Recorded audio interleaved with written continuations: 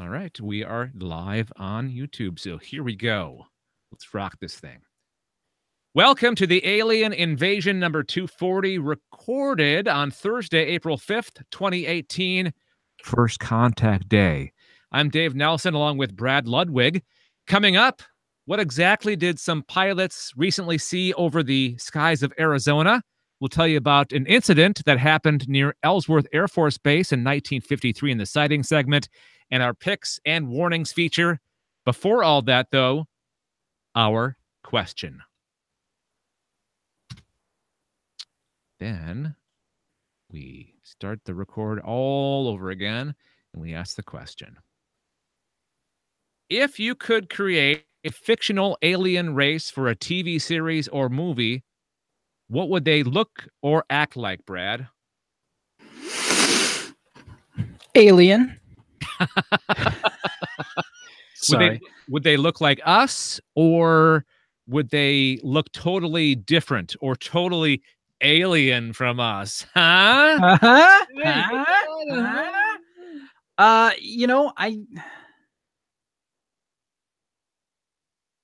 That's a really good question, because there's a part of me that's like, well, make it so there's just one slight difference. Like they have an extra earlobe, something where it's really kind of low key. Mm-hmm. Just from a production aspect, it's easier to add an extra earlobe than to paint somebody's body and put prosthetic makeup on. Yeah. But that said, I mean, you look at Alien Nation, that was well done, and they looked very different, and that worked very well. You know what? I'm going to go with they would look totally alien. What would the difference be, though? That's the tough part, and it's really hard. Like, you have something in your head, right? But it's really kind of hard to explain, to translate your thoughts to the spoken word. I would almost have it be like they would be like semi-aquatic, so they would have like an extra set of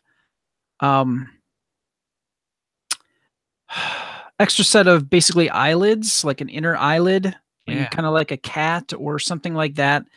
And maybe something that you could kind of cover up a little bit, like gills or something like that. You know what I'm saying? Kind of like, well, you're not watching Star Trek Discovery, but there's a character on that show. He's all prosthetic up, but there's one feature of him whenever he senses danger, does he shoot ink everywhere like a squid? No, but he's got like these things on his neck that kind of pop up. They're they're called threat ganglii. So yeah, something that you would see when you would need to see it, but you wouldn't have to see it all the time. Sure. Yeah. Okay. I like where you're going with that. Nice. My answer is going to be like us with slight differences. Like maybe their eyes would be just a touch bigger than us, or they'd have an extra finger or a toe, something that would be fairly easy to recreate for the screen. And, I think also to appeal to more of the masses, I would want something that would look like us, as like, similar to humans, but not totally out there as far as aliens go, because I don't want to scare the grandmas in Nebraska, right? So you want to have aliens that look good, but look just slightly different from humans. Okay. Yeah. Maybe if, here's something. Underneath their hair, there's some like major difference. Like there's maybe an extra sensing organ of some kind under their hair that you can easily cover. But when you lift up your hair, you would see that extra sensing organ. Something like that. Okay? Yeah. All right. Those are our fictional aliens. Now let's get to it. We'll We'll get the people from Industrial Light and Magic on the phone. Do they do magic, or do they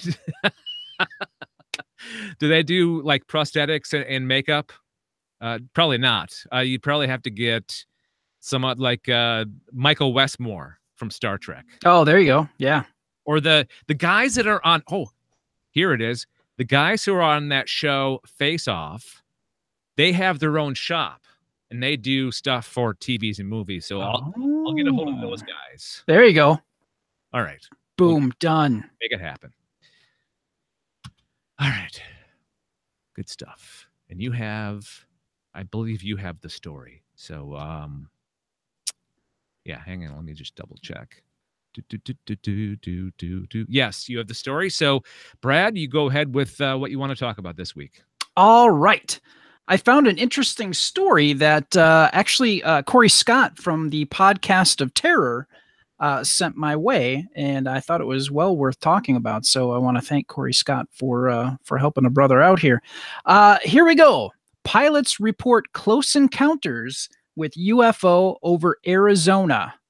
Quote unquote, something just passed over us. Oh boy. Yeah, this is really interesting. And if you follow the link that we'll have in the show notes, you can actually see some of the video, which includes, well, it's a video from the news report, but they've got the actual audio clips from the tower that was talking to two different airplanes. So here we go.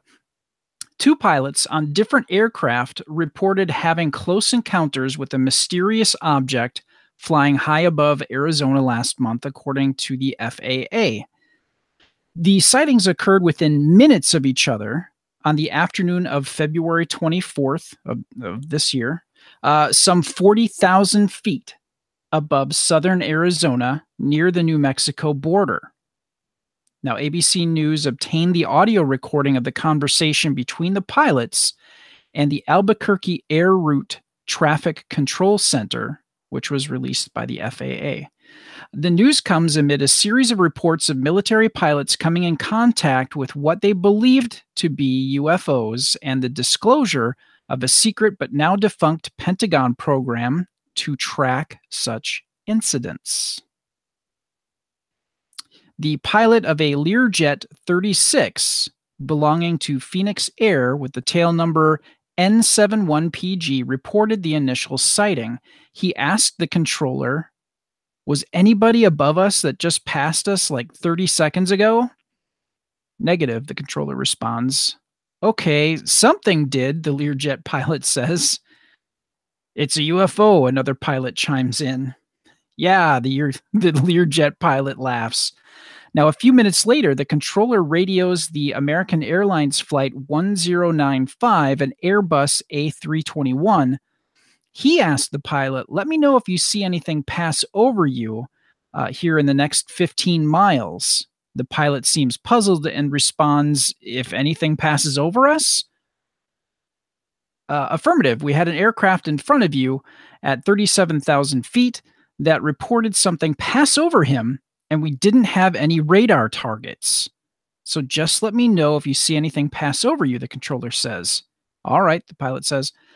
The Learjet pilot joins the conversation saying, "I don't know what it was. It wasn't an airplane, but it was the path was going in the opposite direction." And about a minute later, the American Airlines Flight 1095 pilot radios back and reports a bizarre sighting in Arizona airspace. "Yeah, something just passed over us, I don't know what it was, but it was at least 3,000 feet above us. Yeah, it passed right over the top of us." The controller responded with, "Okay, American 1095, thank you." The controller later asks American 1095, "Can you tell us, can you tell if it was in motion or just hovering?" And they responded, couldn't make it out, whether it was a balloon or whatnot, but it was really beaming light or could have been a big reflection and was several thousand feet above us going in the opposite direction." American Airlines pilot later radios the controller again, asking if the unidentified object was a Google balloon. A Google balloon? A Google balloon. Hey, that's your 21st century version of a weather balloon. Boom. Doubtful, another pilot chimed in. The voice of another pilot adds UFO. They're just trolling. They're trolling them. Kind of. Well, I mean, technically, it was unidentified. They don't know what it is. Doesn't mean it's a saucer, but it's an unidentified object. Was he snickering as he was piping in? Yeah, if you were to actually click the link and listen to the audio, yeah, there's a little bit of chuckling back and forth. Oh, okay. But part of it I think is if you're flying a plane, especially a plane filled with lots of people, I think I'd be a little nervous if something I didn't know and air traffic control couldn't track was in my airspace. I would be a little nervous, and I would probably be doing a little bit of the nervous laughter. Okay, back to the story. The spokesperson from the FAA says we have a close working relationship with a number of other agencies and safety handle military aircraft and civilian aircraft of all types in that area every day, including high altitude weather balloons. Phoenix Air Group Vice President Bob Tracy told ABC News he recently spoke to the captain of the Learjet after reading about the sightings in the local newspaper. The captain said he was flying at about 37,000 feet. We already talked about that. When the unidentified object flew several thousand feet over his aircraft at a speed that appeared similar to what a commercial aircraft would travel. The captain said he often sees balloons or airships at these flight levels, but a beam of light shining off the object was so bright that he couldn't decipher whether that's what it was. He said the only thing that was different about this was that it was just so bright. See, that's the thing. Yeah, he said the glare was so intense he couldn't make it out. But otherwise, Tracy had said that, it was a rather uneventful thing. It just sort of happened and they flew past each other. He said that when he landed, he didn't give it much thought. And spokespersons for Google and the North American Aerospace Defense Command did not immediately respond to the requests from ABC News at this time. So as you can guess, this came from the abcnews.com website. Very intriguing. What do you think makes the whole revelation of this government program and all the reports that have followed it? What has made this so, what's the word I'm looking for? It's almost like leaks at the White House. It seems like these reports are getting out more than they used to from the military and from things that were kind of top secret before, or whatever the situation, whatever the case may be. Were I to hazard a guess, some of the big things that have changed is that having a platform to get information out quickly and anonymously has really helped that. And I mean, if you're able to hit Twitter with a piece of information anonymously, you have the potential of hitting, all of Twitter. Yep. So if your primary mission is to give information to people, of course you would hit social media, and that has such a wide reach that it just would get out immediately. So I think that has a great deal of appeal to whistleblowers, which has, I think, increased the amount of leaks that we've gotten from all different arenas. Remind me again. I'm just kind of scanning the story. How did this audio come out or get out? A request was made to the FAA for those essentially public records, for that audio conversation. And how did they know? How did the people know that this took place in the first place?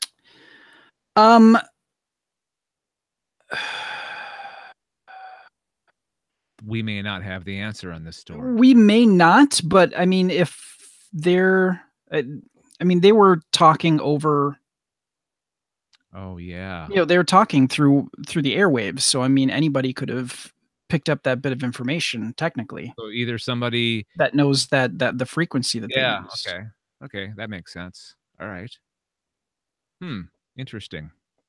I hope this. I hope the amount of these kind of sightings speeds up a little bit. I hope we start getting more of these. In this same what's the word I'm looking for? Same vein. Yeah, same vein. Thank you. You're welcome.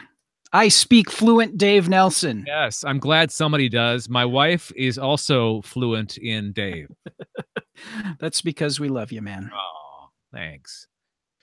All right. Thank you very much, Brad. That was an interesting, fascinating, and intriguing story. Don't thank me. Thank Corey Scott of the Podcast of Terror. Or thank the aliens. Or we can thank the aliens. You are correct, sir. I prefer to. Well, Corey, I'm going to thank both Corey and the aliens. That I think you're covering all your bases there. I don't want either beings mad at me. All right. That is good for that story. Okay. On to the sightings, and my sighting has a lot of words that I'm going to try to cut back a little bit. What happened here? All right. It's time in the show where we discuss something that somebody saw or experienced that may have been a thing in the sky that could have possibly been an alien craft, but, could have also been something of this earth. You just never know sometimes. And this one comes to us from August 5th and 6th, 1953. It's titled Ellsworth UFO Sighting. Ellsworth Air Base. Do you know where that's located at, Brad? Is that in South Dakota? South Dakota, you would be correct. Okay. On those dates, the U.S. military investigated a UFO incident in Rapid City, South Dakota. What has become known as the Ellsworth case it's one of the most significant radar visual cases in the annals. Did I say that right? The annals. I don't think you want to put that information there, Dave. You're very uncomfortable. Oh my God. In the annals of UFO sightings. Okay. So it was both radar and visual. So that's significant when yeah, step on both. Yeah, it is. The event was witnessed by almost 45 citizens along with military air defense system personnel. The object was first sighted at 8 p.m. on August 5th. The description was of a red glowing light making long sweeping movements. I have to warn you, I did not include the whole story because it was just going on and on and on, and I was going to have a really hard time summing it up. So this is only part of the story, and that's why we include links in the show notes. Absolutely. For that reason right there. Okay, so the information was transmitted to the Bismarck, North Dakota Air Defense Filter Center. Sometime later, Sergeant Harry spotted the objects from the roof. He observed, paying close attention to the irregular movement as it danced between telephone lines. Others on duty saw the moving light, which would be visible in the sky for approximately 3 hours. Sergeant Harry described his observations in the following manner. It would remain stationary, then hop up several degrees very quickly, almost simultaneously. Another witness commented, it would stop, move to the left, and then swerve down in sort of a slanting motion, repeating these maneuvers several times. At midnight, I'm guessing that's midnight between the 5th and 6th.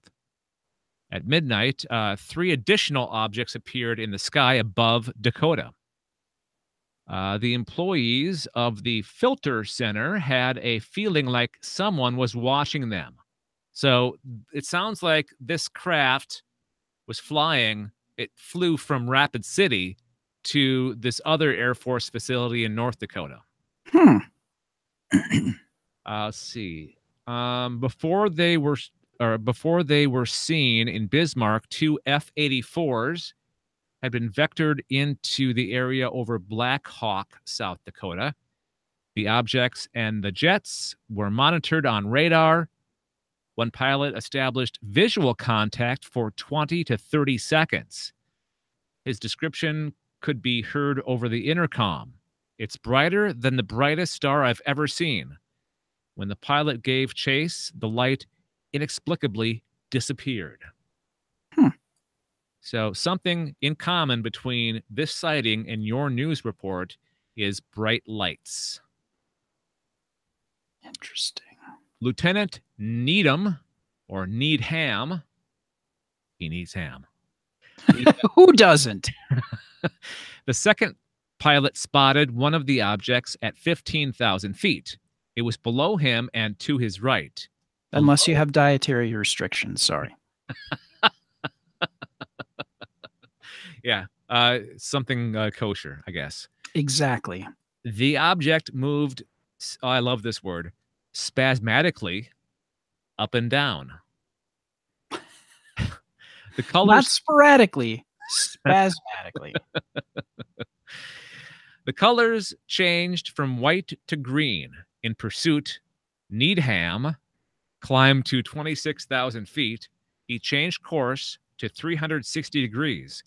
After maintaining steady on 360 degrees for a brief time, his radar lock-on light on the A4 gun sight came on and remained on. Ooh. Yeah. The object was ahead of him. It increased speed and moved rapidly ahead and up. Huh. So not only did he see something, the radar on the ground saw something, but his gun locked onto it. Yeah, that's kind of a big deal. Yeah. The chase was being carried on the radar scope at the control room. Radar indicated that the UFO was staying 5 to 10 miles ahead of the lieutenant and his F-84. Finally, Lieutenant Needham gave up his pursuit and flew back to the military base. The object continued on and was detected by the filter center in Bismarck. At 1:09 a.m., an Air Force Globemaster II flew over Bismarck. As the plane neared, the object closest to the plane appeared to emanate a signal by blinking red and green. So they were trying to communicate, Brad. This signaling was picked up by the other 3 objects. An observer reflected about this. It was as if a wave passed from one to the other. Oh, I see what was going on. So it sounds like the objects, the unidentified flying objects, were communicating with each other with lights or something like that. A signaling effect influenced a then classified Air Force report filed by Dr. Hynek, whoever Dr. Hynek is.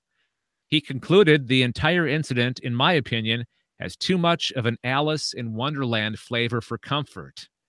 In the late 1970s, Hynek confirmed his conclusion. That's exactly how I felt at the time. The Air Force offered a number of possibilities as to the cause of the sightings.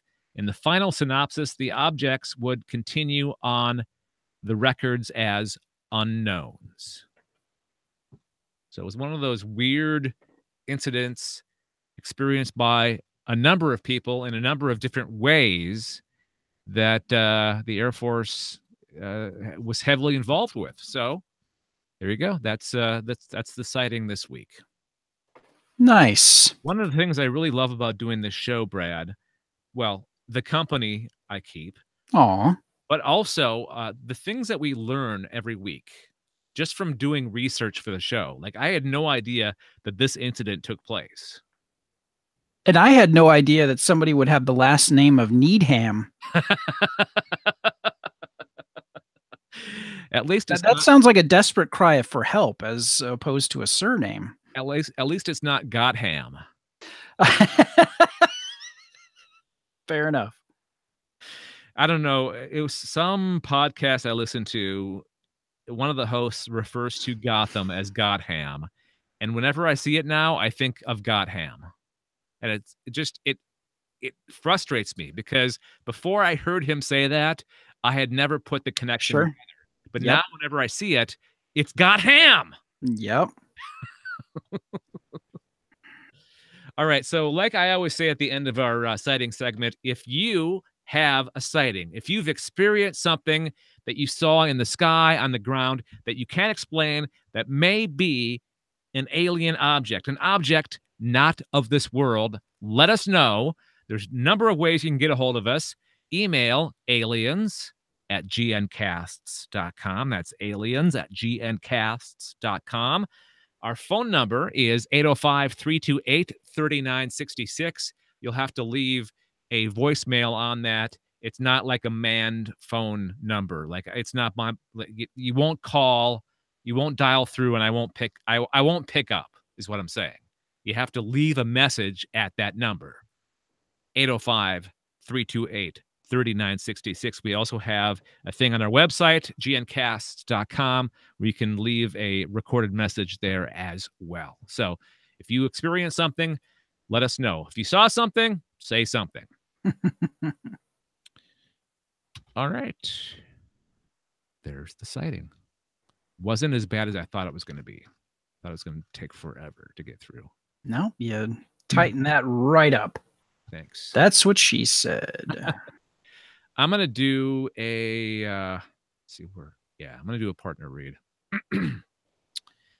If you like this podcast, The Alien Invasion, and would love to support us in a very simple way, we ask that you go to gncasts.com/support. That's gncasts.com/support and click on the Patreon link. Now with Patreon, we're just asking for a few dollars a month. It's not per episode, it's per month at $1, $3, and $5 levels. And each level has its own perk.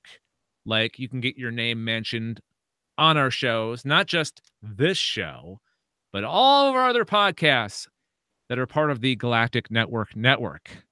All right. There's also, you can get a whole message read and other perks, other things that you'll get for your $1, $3, $5 a month, support of the network. So again, go to gncasts.com/support, click on that Patreon link. And I believe we also have a link to our Amazon affiliate link on that page as well. So if you're going to be doing some shopping on Amazon, click that link and support us that way as well. gncasts.com/support. And we thank you. Do we still have a viewer? A viewer before. Let me check. Yes, we have a viewer. Hello, viewer. Hello. You talking in the chat room? I have no idea. I don't have the YouTube chat up, so I apologize for that. All right, let's do our sighting. Not our sighting, our pick and warning. I believe, Brad, it's you.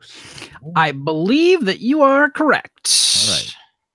Okay, picks and warnings time. These are things that we have watched, listened to, read, made, played, all related to aliens in some form or another. So, Brad, it's your turn this week. What do you got for us? What'd you watch? Well, I'm a sucker for 50s and 40s, 50s, and 60s alien movies. And this one holds a special place in my heart. And what's really interesting about it is the lead actor is not somebody that you would normally peg for this type of a role. But also, I stumbled across it on YouTube on their. You have the ability to watch things that you can pay for. You can basically rent stuff on YouTube, which I had heard about but hadn't really tried. But then I also realized that we have Amazon Prime. And that's not to poo-poo anything that YouTube does, but I wanted to basically you can buy it. So it is now a part of our Amazon movie library.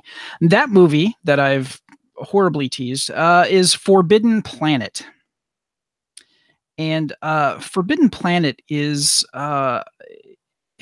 it's a great movie, in my opinion. Obviously, it's a bit dated, uh, and it's amazing how the people of the 1950s and 60s uh, had such high hopes for our future. Now, yes, now. Yeah. Well, I mean, in all honesty, it takes place in the 23rd century. So, I mean, there's still time.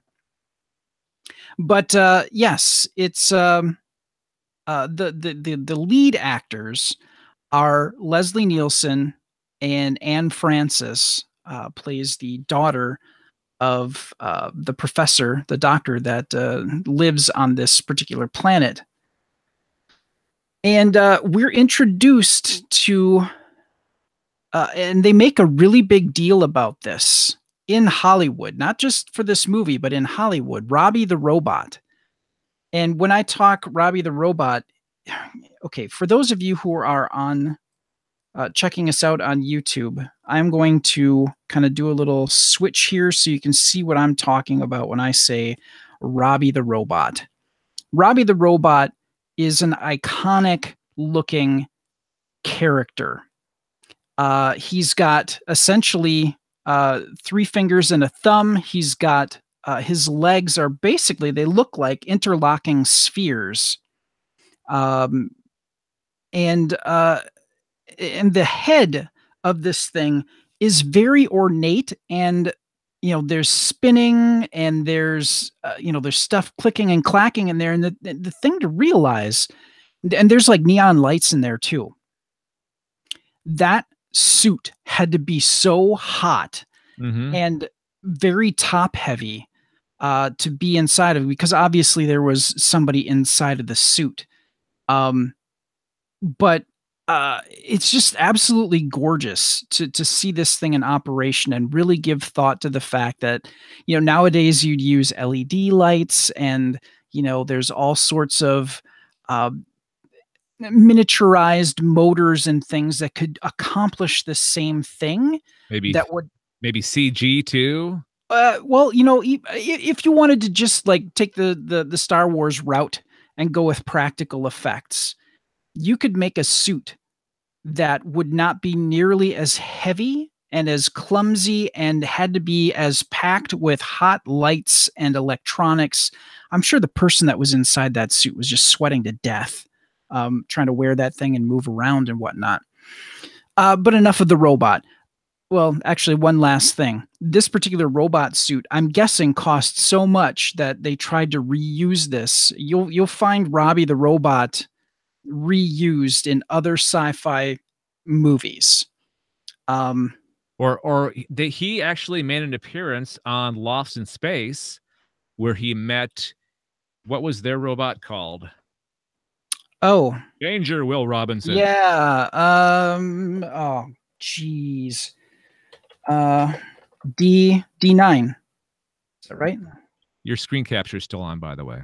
Yeah, I'm sorry. I'll get that fixed in a second here. I just don't want people seeing your porn. That's all. What? Nothing. I'm like, what? No. Yeah, so D9, yeah, here we go. Is the name of the robot. Okay. He looks very similar to Robbie. Somewhat, except like the I'm sorry, B9, not D9. B9 has tracks. Basically, it's like tank treads at the base of the robot to move around. He doesn't have individual walking legs. He rolls around on these treads. I'm guessing nobody was in that one. I think somebody was. Oh, okay. To get the arms to kind of move around and stuff. And he did, kind of twist a little bit, but not too much. So yeah, that, there you go. Okay, back to, I just turned off my screen share. So back to what I was talking about. Robbie, I kept saying that I was going to finish up. Robbie, you find out in the movie that Robbie speaks 188 languages, and he was actually built by the doctor that lives on this planet. There is no robot in the universe like Robbie, and Robbie is based on technology that this long lost alien race on this planet had sort of, they developed a number of advanced technologies, and this doctor ended up building this robot. I don't want to give away like the whole kit and caboodle here, because it's actually a relatively, yeah, it's dated. Yeah, the effects are, it's really interesting because Disney had a hand in some of the effect work for this, which is really kind of interesting. A lot of the energy weapons and energy based things, they actually had Disney animators draw up that those energy, like lightning and things like that. And it's actually very gorgeous, a very cool kind of meshing of those two different forms of medium. Yeah, there's something dark and dangerous on the planet, and we're left with one of the most profound questions that man has ever had to answer, which is, just because I can, should I? And yeah, I guess that's where I kind of want to leave it with Forbidden Planet. It's a movie that I absolutely adore, and out of 5 flying saucers, I give it 5. All right. As I recall, wow, that's high praise. As I recall, it's a beautiful looking movie.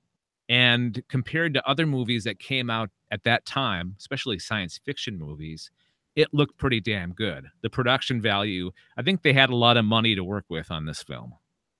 Sure. Yep. All right. So we'll put the link in the show notes so everybody can enjoy Forbidden Planet. And stand by, all the viewers that we have right now. We have 3 of them. Hello, everybody.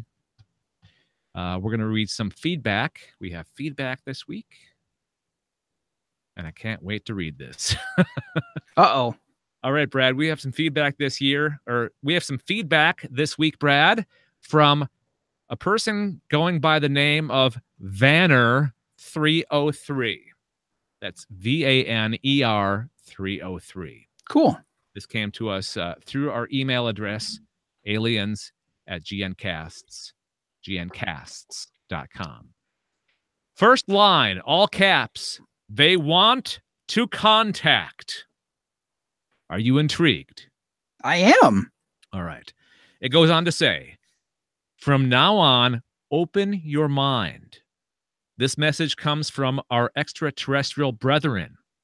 It is not about deceptive lines with fictitious content or for personal promotion purposes, but an initial step towards the golden future of all humanity. And then the message continues. In the past, one of the races tried to invade, to take possession of the earth. And in a convention, it was defined that there would be no more invasion attempts, and that the intention now would be adaptation and coexistence with the humans. So open your mind, focus, and talk to them using your heart, and you will not regret it. They are already here and want contact. This email came to us again from a person going by the name of Vanner, Vaner 303. Cool. They are already here, Brad. You know what? We've had plenty of stories, and there's enough interesting things going on in the world that at this point, I wouldn't doubt it. Okay, what I want to do is I want to send out an official invitation to the extraterrestrials living on this planet. If you are listening to this podcast, and I don't know why they're not, because it's called the Alien Invasion Podcast. Fair enough. If you are an extraterrestrial, if you're a being not of this planet, but you're here either by accident or on purpose, living among us, you are personally invited to come on this podcast. Okay? So reach out to us, aliens@gncasts.com, or call the voicemail number 805-328-3966. We'll get your contact information and we'll get you on the show. Sounds fair, doesn't it, Brad? It does. All right. We look forward to talking to you. Heck yeah. Okay. And the close. Here we go. And for those of you watching us, we are recording 2 episodes tonight, so this is not the end. We've got one more episode to go. So hang on. Stay right where you are. So that's going to do it for this edition of the Alien Invasion, a Galactic Network podcast. If you'd like to read more about the stories that we covered on this episode, like the UFO incident over the Arizona skies with all those airline pilots, click on the links in the show notes. We would like to thank Monkey Warhol for giving us our intro song called Alien Syndrome. You can find out more about him at monkeywarhol.com. monkeywarhol.bandcamp.com. monkeywarhol.bandcamp.com. Also, thanks to Rutward von Dernberg, a composer from Germany, for our closing song, Be Water. Learn more about him and his music at thecaravel.net. And finally, thanks to Ben Olson. Hi, Ben. For recording the disclaimer audio at the start of this episode. For more about him and what he does, go to benolson.com. Thanks for joining us. Before we go, final thought, Brad, you got anything? Crap, I watched another alien-related sci-fi movie, and shoot, I can't remember what it was now. I guess I'll have to save that for next time. I've got a couple in the can. I was going to talk about on our next episode what's the name of that movie on Netflix? Why can't I'll be doing some editing on this. Cloverfield, the Cloverfield Paradox. Oh, okay. It was very good. And I wanted to talk about that, or I wanted to talk about Krypton, which my wife and I are enjoying very much. So maybe we'll discuss those in future episodes. But those are things that I've been watching recently.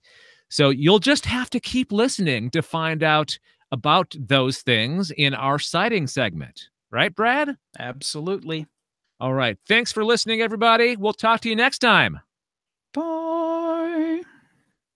Yeah, that's going to require some serious editing on my part. Cloverfield. All right. I'm going to save this, and then we'll get going on the next one. You want to take a break, get some water or whatever? That wouldn't be a bad idea. I think I would like to get a little bit of water. I'm a little dry. Okay, go for it. All right.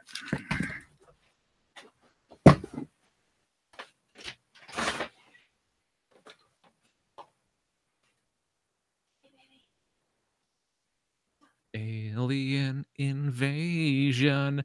Thanks for watching, everybody. I'm a terrible singer. I'm live on YouTube, embarrassing myself.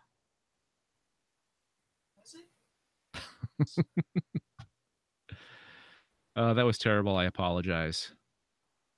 Go by the regular times. Number 240, I believe. 240.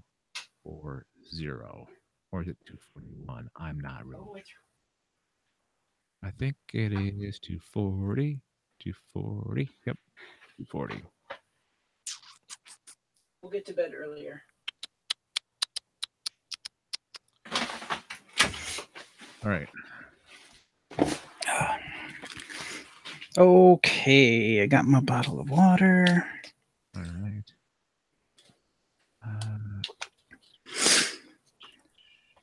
Close project. All right. All right. And we're off to the races again. Here we go. Welcome to the Alien Invasion number 241, recorded on Thursday, Stand by. Welcome to the Alien Invasion number 241, recorded on Thursday, April 5th, 2018. I'm Dave Nelson, along with Mr. Brad Ludwig. Hello, Brad. Hello. Want to know what's coming up on this episode?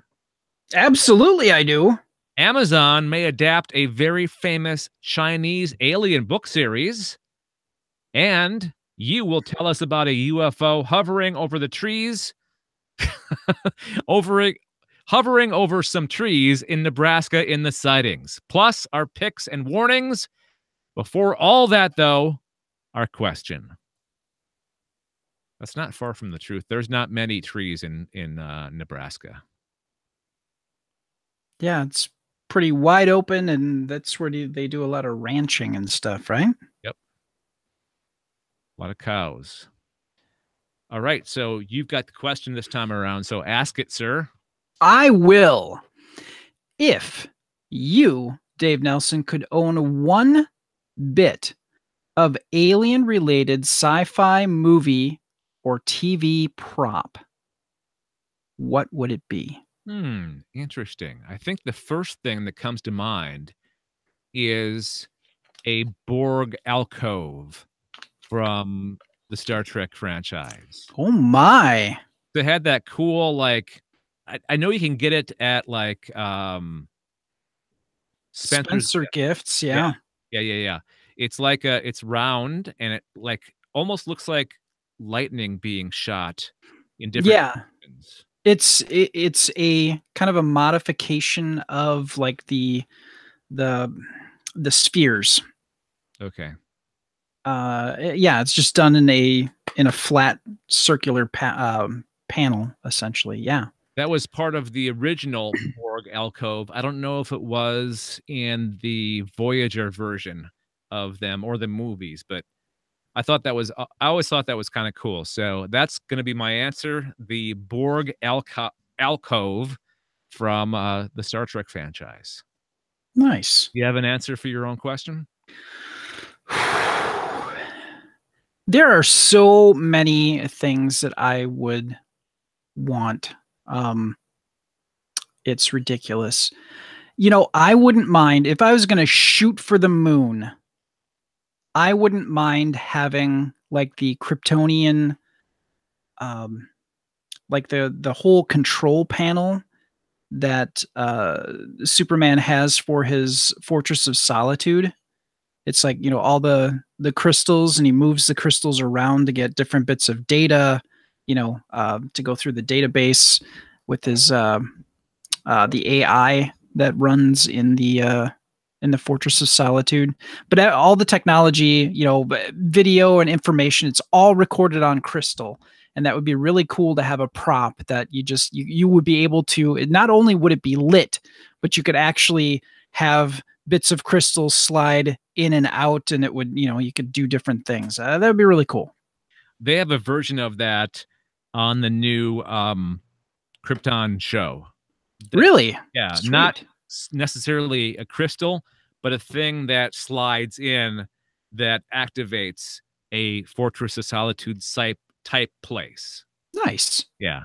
Can't wait to talk about that show. It's really good. Okay, cool. I was trying to think of more alien prop type things. I think the chair from the original Alien, is it Alien, when they go onto the planet and it's the it looks like, do you know what I'm talking about? The chair. It was, Oh, with the huge, basically the huge astronaut. yeah, yeah. Yep. It was also in the last, not the last one, but the one before that, Prometheus. Sure. Yep. It was actually featured more in Prometheus. But I'd like to have that as well. That'd be cool. Ooh, Nice. you know what?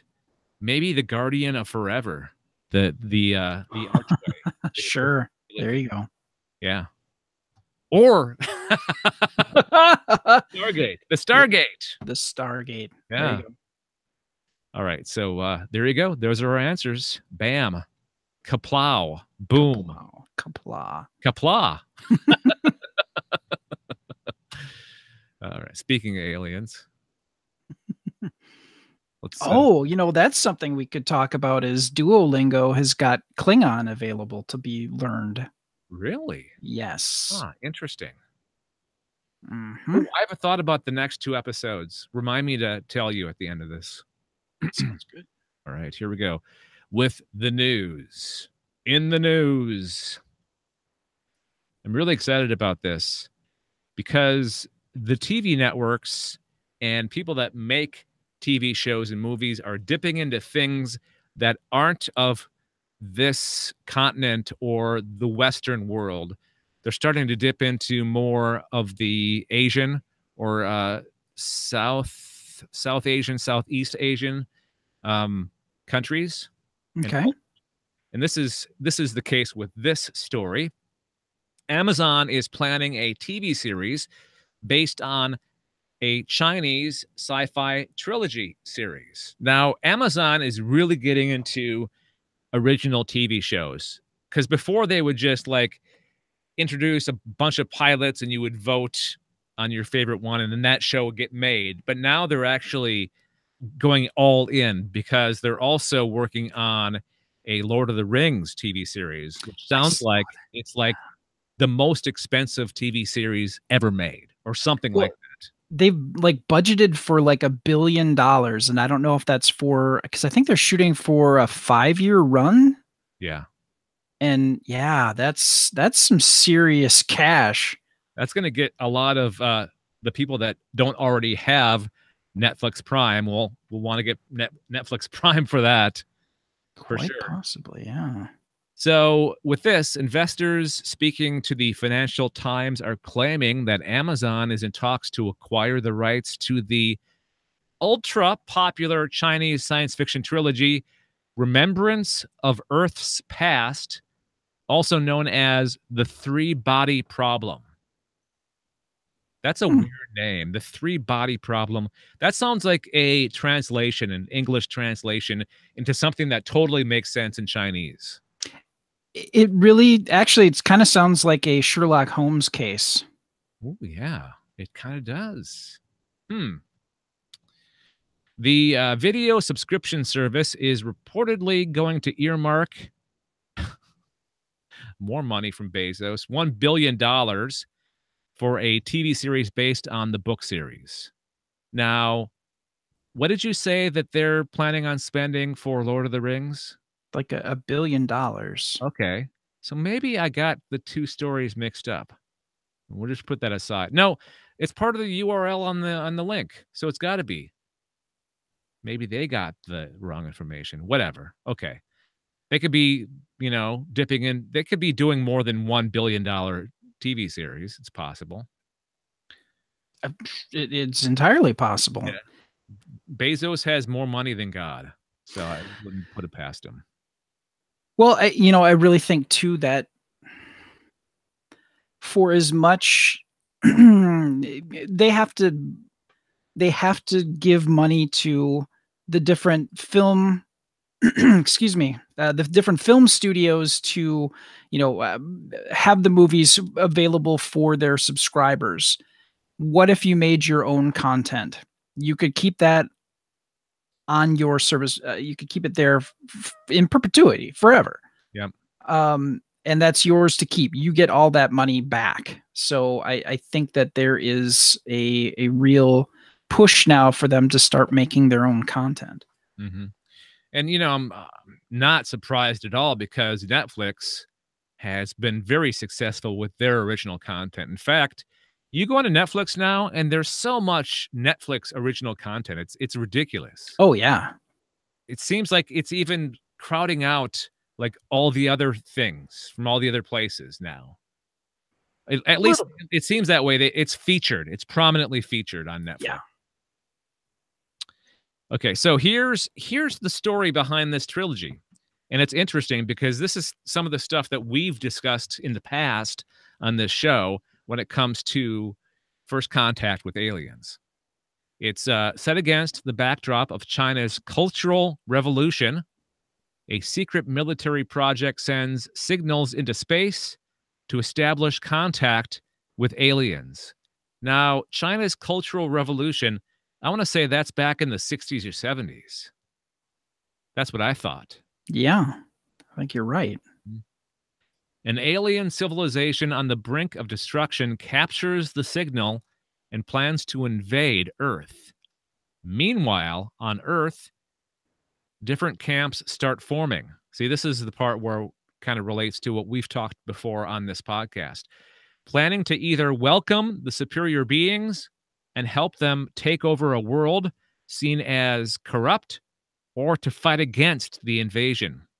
The result is a science fiction masterpiece of enormous scope and vision. So this sounds like just a grand story, like a sprawling grand story that could make like a what's the Game of Thrones. It sounds like a Game of Thrones vast story that could go on for a while. Sure. And it sounds cool. Now, the question I have is, will it be set in China or will they anglicize it and bring it to the States or, Europe? But if they're trying to get more of an Asian audience, it'd be smart of them to keep it in China. Maybe film it in both languages. That's my thought. Yeah. I could see there being a benefit to that. Yeah. Or, have it just across the world, not just necessarily China. Maybe have it in China. But in the back of my head, I keep on hearing Trump say China. Stop. No, have it, based in China, but also in other parts of the world, because, an alien invasion is they're invading more than China. It's the whole Earth, right? So, yeah. That's a huge market, and there's a lot of money there. Yep. So there we go. Look for that sometime in the future. Although it's not set in stone, they're trying to get the rights to it. So, in a week, this story may be null and void for us, all that we know. So it's tentative so far. They're trying to get the rights to this. I hope they do, because it sounds really cool. I'm fully on board. All right. If not, we'll make our own version of it. Boom. With our cameras and studio that we... All right. So where are we at here? Oh, we don't have to do the partner read. I'll just use the one from last time on this one too. All right. So it's time for our sightings. This is something that somebody saw somewhere that may or may not be a craft of extraterrestrial origin. Could be something very Earth-based. We don't know. That's why they call them UFOs. And Brad, you have this week's sighting. I do. Now, this comes to us from Omaha, Nebraska. Speaking of Nebraska.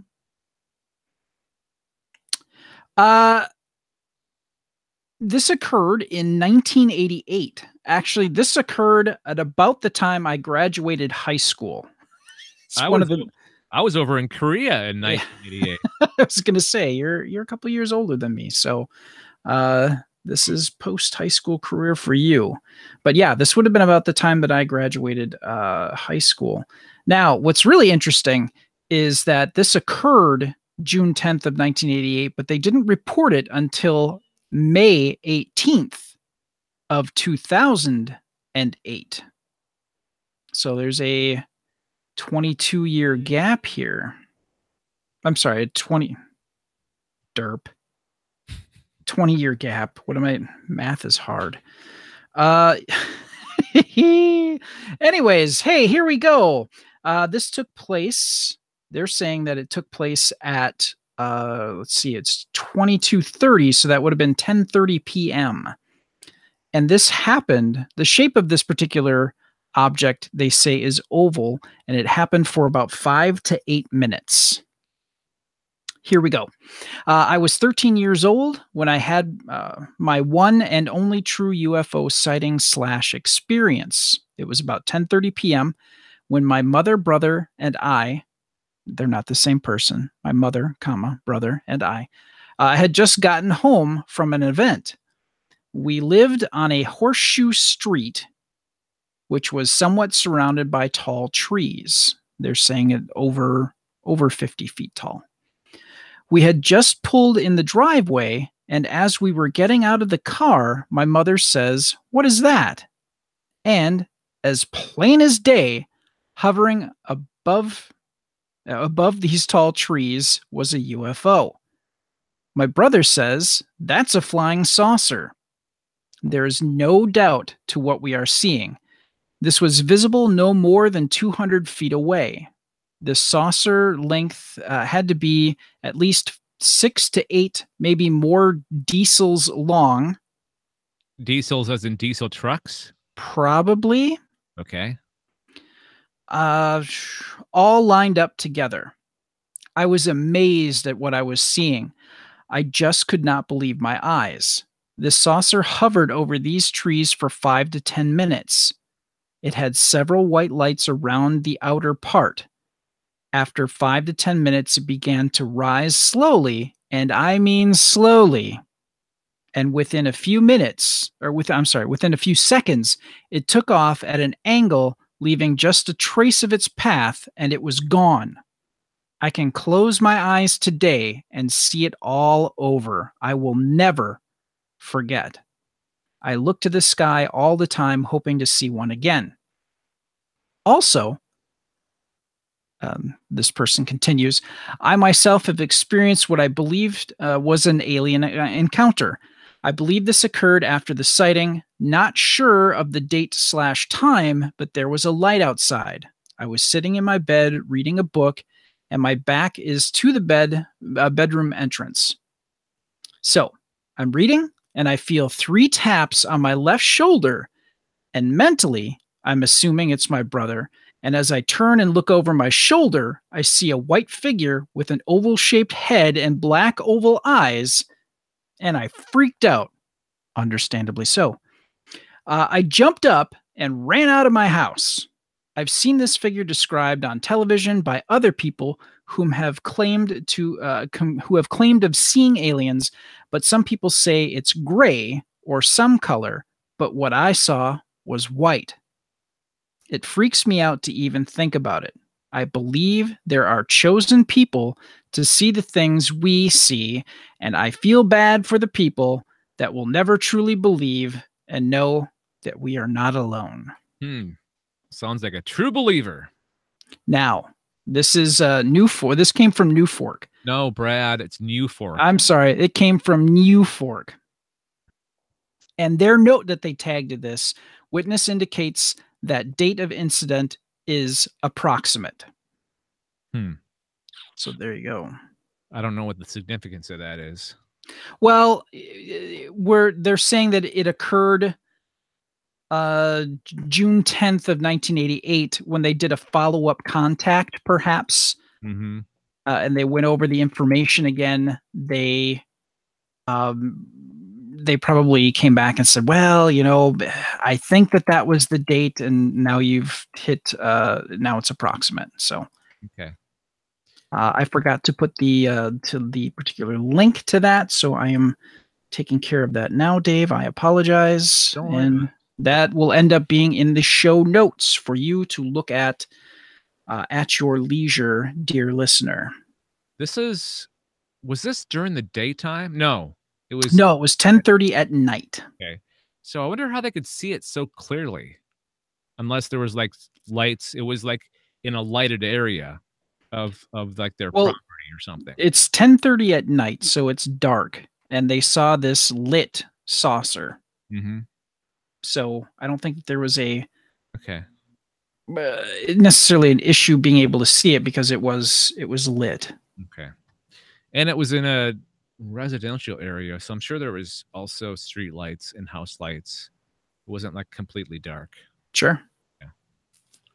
Horseshoe neighborhood. Would that be horseshoe shaped street? Yeah, I think they want to say cul-de-sac, but in all honesty, cul-de-sac is a word that you don't use every day. So I don't fault this particular individual for not, having that on the tip of their tongue. Brad, I live on a private.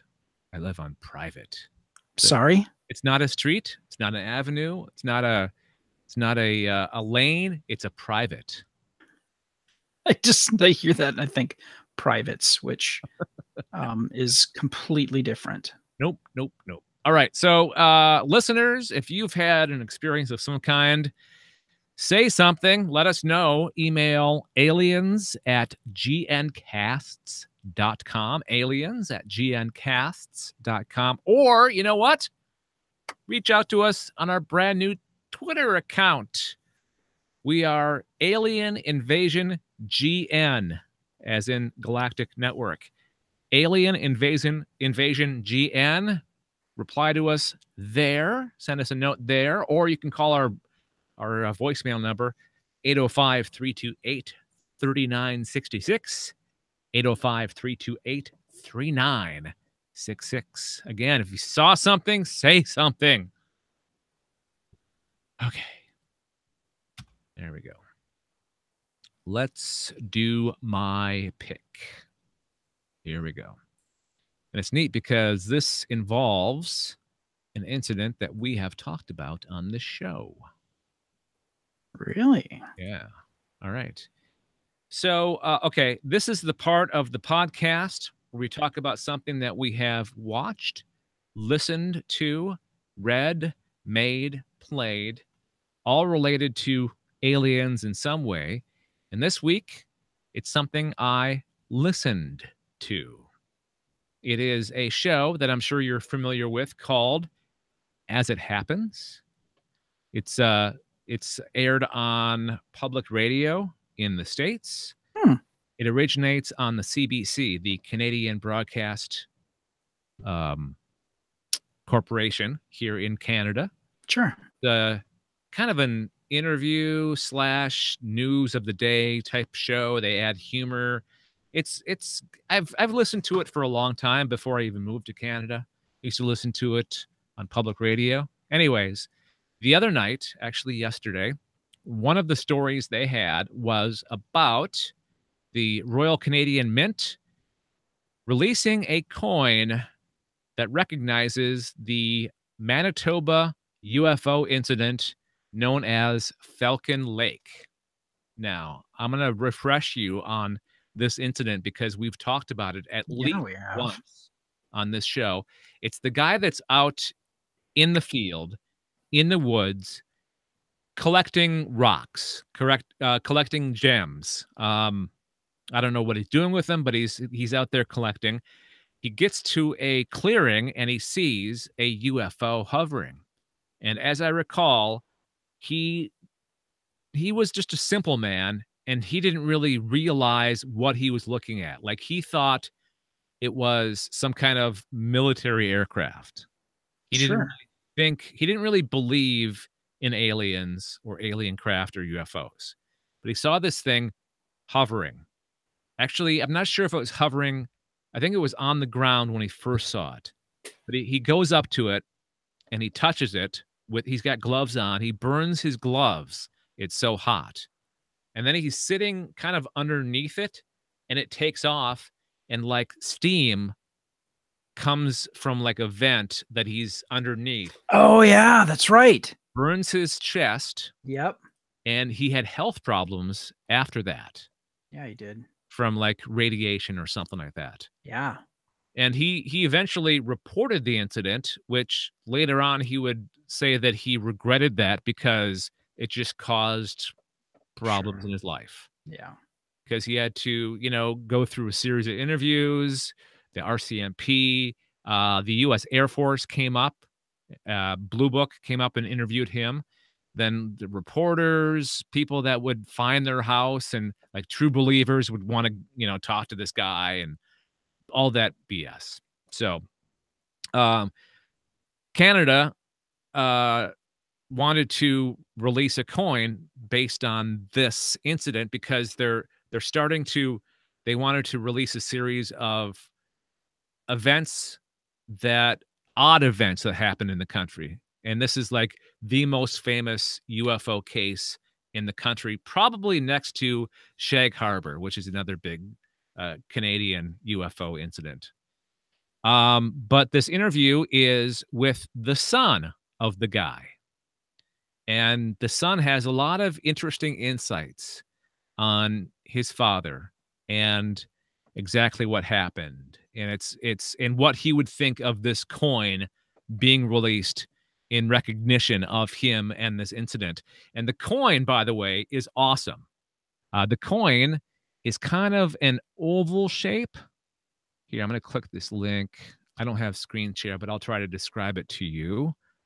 Brad, maybe you want to do the screen share so you can you click on that link? Yeah, I'm clicking it right meow. And let's see. I'm not seeing a. Where do I find the picture? It should be right at the top. Is it? Oh, hang on. Under the I, head. I'm blocking plugins, so I think it might be.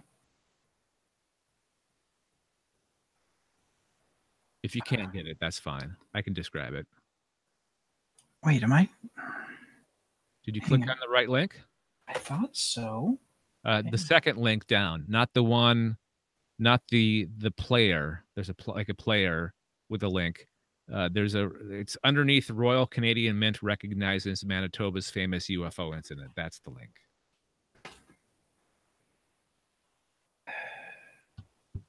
Where? If you can't get it, no big deal. Oh, derp. There we go. Heavy editing here. I want to take this time to thank all our viewers this evening for taking the time to stick with us while I'm being lame here. All right, here we go. Finally. There. Okay. You'll have it up. I will describe it. Absolutely. So the coin is kind of like how would you describe that shape? It's almost if you were to take a circle and just like grab a point and just pull it down. Yeah. So it looks like a teardrop shape. That's what we're going for. Teardrop. Okay. So it shows a man on the ground with his arm outstretched above him as the flying saucer is taking off. So it's kind of a recreation of what happened because he was underneath. He got knocked down from this hot air that came down from the UFO. Now, with the coin comes a not infrared. What's the word I'm looking for? It's like a light that you shine on it, and you see something else. Oh, like an ultraviolet light? Ultraviolet light, yes. You will see the UFO, the flying saucer, with kind of a light halo around it. Oh, sure. And then lights kind of shining down, beaming down from that grate that he said the steam came out of. Sure. Kind of washing over him. So it's kind of neat. It's not just a normal coin. it's got a secret to it. And the secret Nice. is light.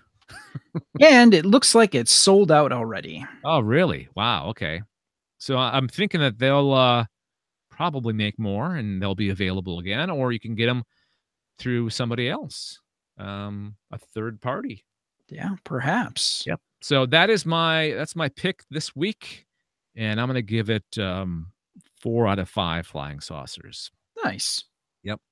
We'll put the link. You can listen to it. They also have a podcast of As It Happens, and I highly recommend the show. It's always good, but this one in particular. And if you listen to this episode, it's at the very end. It's the last segment of the podcast or of the broadcast. So skip ahead if you don't want to listen to the rest of it, and check it out at the very end. It's As It Happens, and the Falcon Lake coin interview with the son of the guy who the incident happened to. All right. And that's going to do it. Hang on. All right. Okay. Do the close, and then we'll be done. Hang on. I think I have to uncheck you. Yep. I had to uncheck you. Am I recording? Yes, I am. Okay.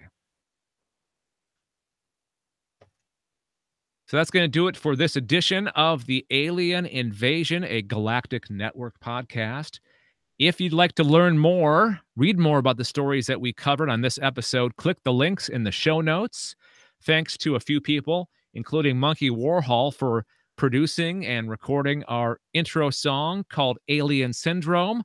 Go to monkeywarhol.bandcamp.com for more about him. Rutward von Dernberg, a German composer, for our closing song called Be Water. His website is theCaravel, TheCarvel.net. And finally, thanks to Ben Olson. Thanks, Ben, for recording our disclaimer audio at the very start of this episode. Go to benolson.com for more about what he does and what he offers. So thanks again for joining us. Before we get out of here, final thought, Bradley. I am counting down the days until Infinity War. It's only a couple weeks away. It is. Yeah, I'm pretty excited about that. Yeah. That's going to be a pick for sure, because Thanos is just one of many aliens. Yeah. Yeah. Yep. You got the Guardians of the Galaxy showing up, and all sorts of craziness is going to be going on here. So, all right. Looking forward to it. And thanks for joining us, everybody. And we will talk to you next time. Bye. All right. Let me shut this down and shut down the Hangout. Thanks for watching, Growly Bear and the other person. Yay! Join us again in 2 weeks. We'll be recording two more episodes. Oh, 3 viewers. We have a third person joining us at the what? Video. Sweet. No, they're gone now. Okay. Oh. All right. Oh, well. I'm closing this. Stop